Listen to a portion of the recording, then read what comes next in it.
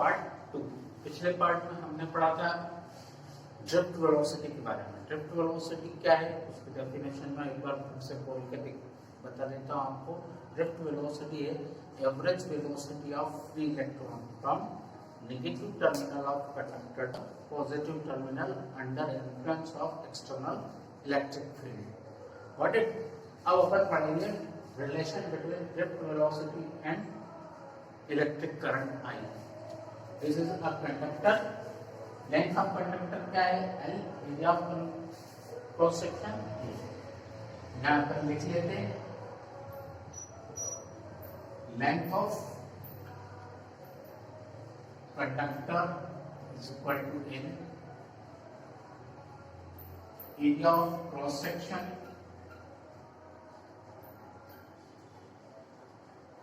Is equal to E। Volume क्या हो गया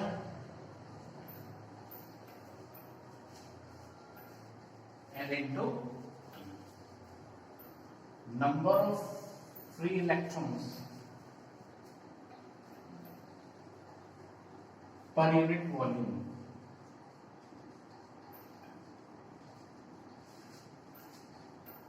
ये अपन ने मान लिया n।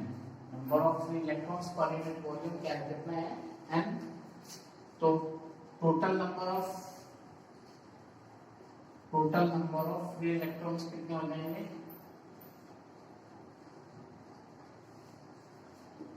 n into v। v volume, तो ये हो जाएगा n l e total number of free electrons.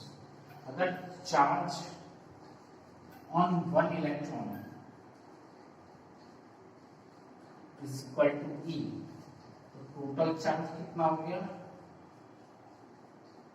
Total charge is equal to n l a e।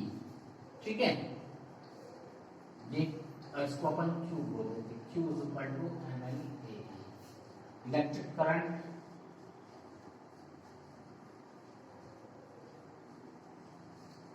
I is equal to क्या होता है Q upon T। Remaining part में इधर लिख रहा हूं, तो I इज इक्वल टू, ठीक है, I is equal to Q की वैल्यू कितनी है n l a e upon T। But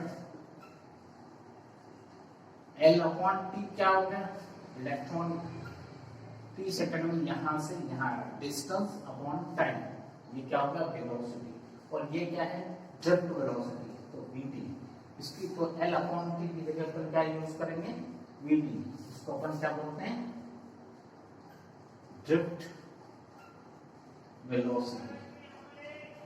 okay, I is equal to n a e vt। This is the relation between drift velocity and electric current. अगर इस A को भी upon में लिया है तो I upon A is equal to क्या होगा n e v d। ठीक है, तो बट I अपॉन A क्या होता है,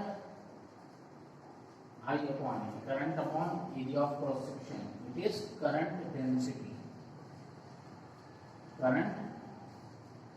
then J is equal to n e v d। ये एक रिलेशन अपन ने पढ़ा है, फिर से पूरा समझा देता हूं आपको। Relation between drift velocity vd and electric current I। Length of conductor हमने एज्यूम करा L, area of cross section A, total volume कितना हो गया V into V is equal to L into A। Number of free electron पर unit volume हमने मान लिया n। Total number of free electrons कितना हो गया n into volume V, n into volume की value L into A put कर दिया हमने। चार्ज ऑन वन इलेक्ट्रॉन, या ये क्या है एक इलेक्ट्रॉन के ऊपर चार्ज, वो कितना है E। तो टोटल चार्ज कितना हो गया Q is equal to n l a e।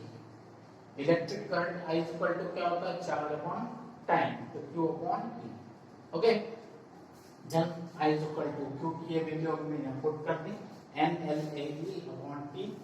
L upon T को हम लिख देंगे vd वेलोसिटी है, तो ड्रिफ्ट वेलोसिटी। तो L अपॉन टी की जगह पे हमने क्या रख दिया VD तो I इक्वल टू NAEVD। अगर ये तो हो गया relation between electric current and drift velocity, है ना। पर by the way the question of two stated relation between current density and drift velocity बताओ, तो आपको इतना और करना है, I अपॉन A को लिख देंगे अपन G। I अपॉन A क्या है J, ये A अपॉन में ले आए I के, तो I upon A is equal to I upon A को लिख देंगे J is called current density, J is equal to NE। ये relation between current density and drift velocity, ठीक है। चलिए अब अपन पढ़ते हैं Ohm's law.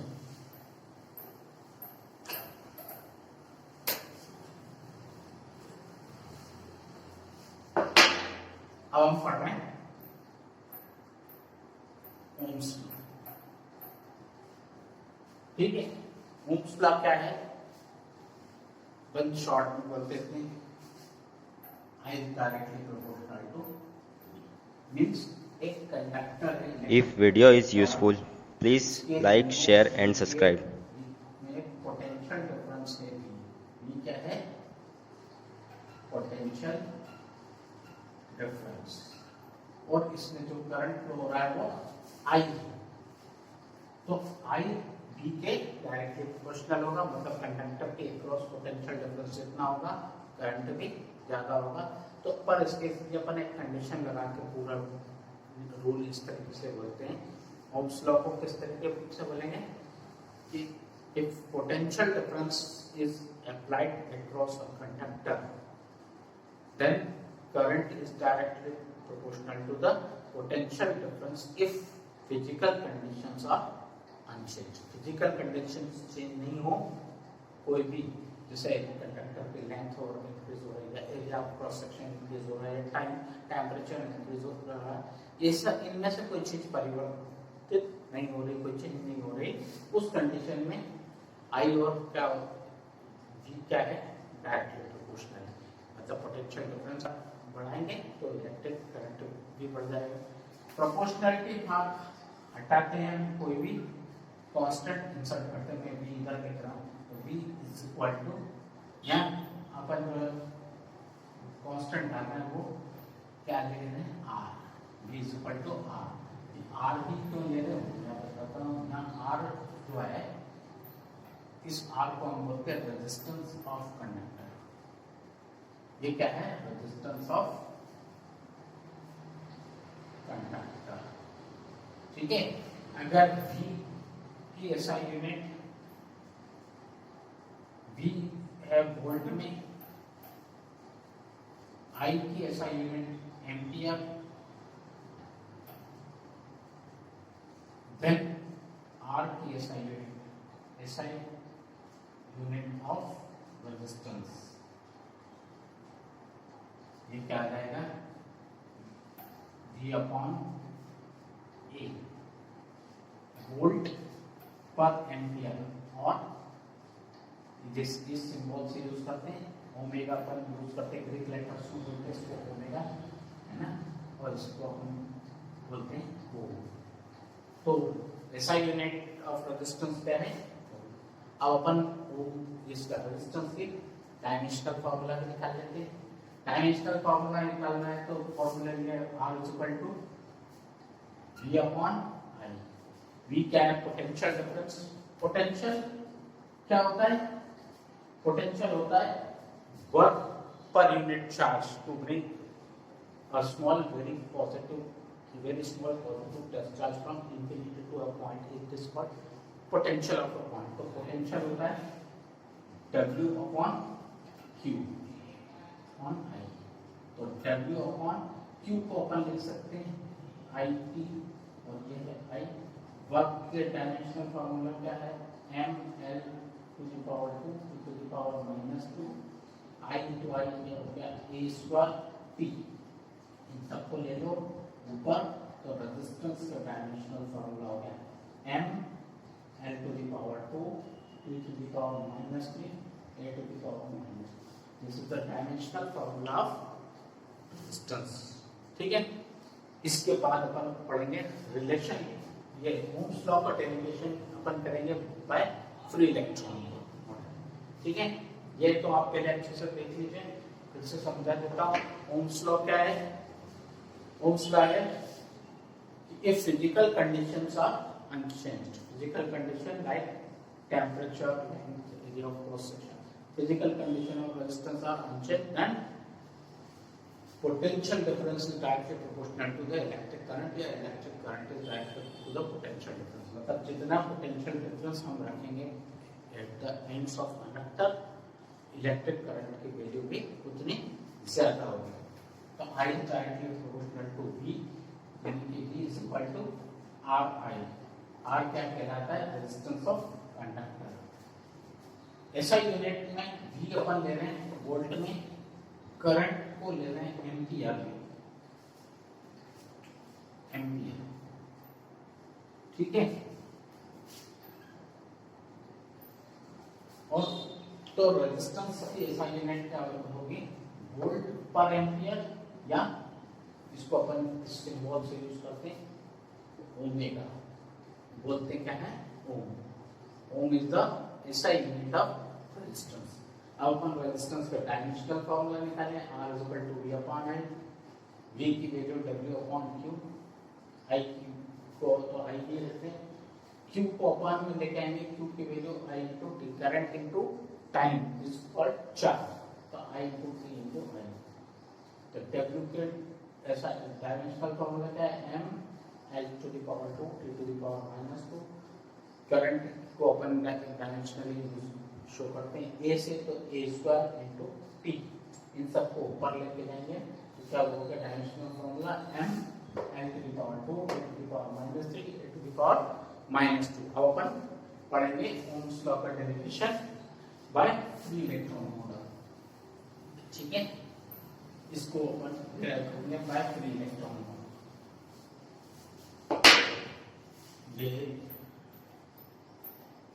Derivation of Ohm's law by free electron model, free electron model। ठीक है, इस डेरिवेशन में अपन सबसे पहले क्या देखते हैं कि अगर पोटेंशियल डिफरेंस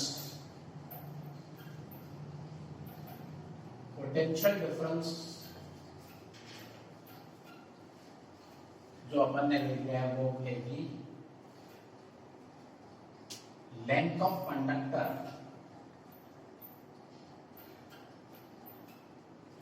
वो ले लिया है हमने L।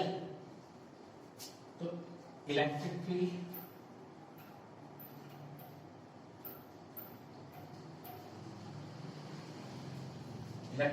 क्या होगा?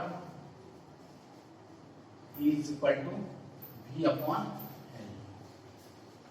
इंटेंसिटी ऑफ इलेक्ट्रिक फील्ड क्या हो गया? V upon L। ठीक है, यह हो गया इलेक्ट्रिक फील्ड। तो force on each electron, electron के ऊपर चार्ज ही है उसको, तो फोर्स इज इक्वल टू क्या होगा? Charge into electric field, E into E, और E into E की वैल्यू क्या है? V upon L। This is force. If mass of electron, उसको अपन बिना करें M से, M या सिंपल M से यूनिट कर ले। मास ऑफ इलेक्ट्रॉन M है, तो एक्सेलरेशन आपने 11 में पढ़ा है, क्या होता है? Force upon mass F upon M। तो एक्सेलरेशन इज इक्वल टू क्या हो गया? फोर्स की वैल्यू है E V अपॉन L, और ये M पहले से, तो E V अपॉन ml, this is acceleration E। आपने न्यूटन्स इक्वेशन ऑफ मोशन पढ़ी है, V is equal to U plus A।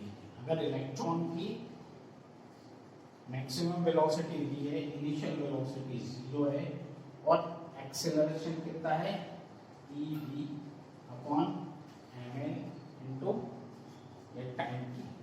तो v इज इक्वल टू क्या होगा, यहाँ टाइम के लिए उसकी जगह पे यूज करेंगे 40 degree use tau, it is called relaxation time.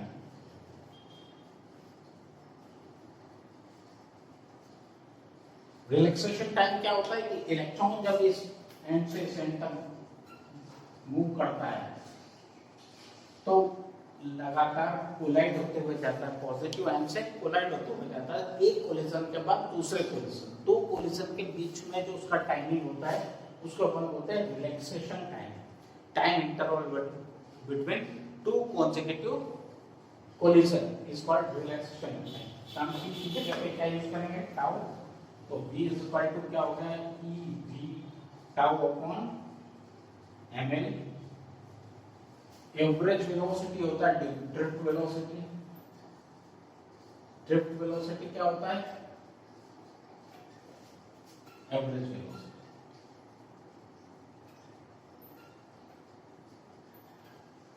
तो vd की जगह ये यूज करेंगे maximum velocity v plus 0 upon 2 means e v tau upon 2 ml, it is called, it is a drift velocity. यहाँ तक किसी को आप कोई डाउट तो नहीं है, ठीक है? अगर डाउट होगा तो आप क्या मिलेंगे, वो जो सेक्शन मिलेंगे क्लास में, पर्टिकुलरली मैं आपको एक बार रिपीट करूंगा तब आपको क्लियर हो जाएंगे। v is equal to e to v tau upon 2 ml, ठीक है? अभी कुछ देर पहले अपन ने एक रिलेशन बनाया था ड्रिफ्ट वेलोसिटी और इलेक्ट्रिक करंट, उसके हिसाब से I इज इक्वल टू क्या होता है, NEA VD means VD is equal to I upon NEA। ये वैल्यू हम VD की जगह यहाँ पुट करें, I upon NEA is equal to EV tau upon 2 ml, ठीक है? V को छोड़ के बाकी सारी चीजें इधर ले लो I के साथ, I इंटू 2m, ठीक है? अब और ये चीजें क्या आ जाएगी, अब ये 2ml ऊपर आ जाएगा और ये तो नीचे आएगा, ये भी नीचे आ जाएगा, तो n स्क्वायर a टाउ, ठीक है? इनटू a को भी अपन इधर बाहर ले लेते हैं l अपॉन t, ये इज इक्वल टू v, ठीक है? अब आप देखेंगे कि किसी भी कंडक्टर की जगह कंडक्टर की फिजिकल कंडीशन चेंज नहीं हो रही, तो मास ऑफ इलेक्ट्रॉन तो कांस्टेंट है ही, 4000 मोल इलेक्ट्रॉन वो भी कांस्टेंट है, रिलैक्सेशन टाइम कोई चेंज नहीं होगा, n वो भी वही रहेगा, लेंथ और एरिया ऑफ क्रॉस सेक्शन वो वही रहेगा, क्योंकि फिजिकल कंडीशन हम चेंज नहीं कर रहे हैं। रिलैक्सेशन टाइम चेंज हो सकता है, n चेंज हो सकता है तब जब टेम्परेचर या वगैरह दूसरी कंडीशन में हम चेंज कर रहे हैं, अदरवाइज वो कांस्टेंट है। तो ये सारी चीजें क्या है, कांस्टेंट है, इसकी जगह हम r डाल दें, I into r is equal to v, r is equal to क्या है 2m upon n e square tau into l upon t। इसकी जगह पे अपन ने इन सब की जगह पे r रखा, तो I into r is equal to v, so I is directly proportional to v, this is Ohm's law।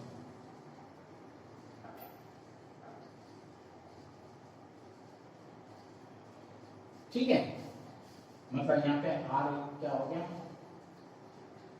2m n e square tau into l upon ये रेजिस्टेंस और ओम्स लॉ प्रॉपर्टी